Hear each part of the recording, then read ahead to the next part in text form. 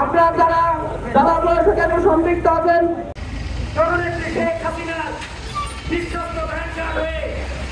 বাংলার মাটিতে আছি, বাংলার মাটিতে থাকবো। কিন্তু যারা বাংলাদেশ চায়নি, যারা বাংলাদেশকে ধ্বংস বিদায় নেমে উঠছে ধ্বংস করার জন্য, তারা বাংলাদেশে তাদের কোনো অধিকার নাই। আমি মনে করি এদেশে রাজাকারের অধিকার কখনো হবে না, কখনো থাকবে না।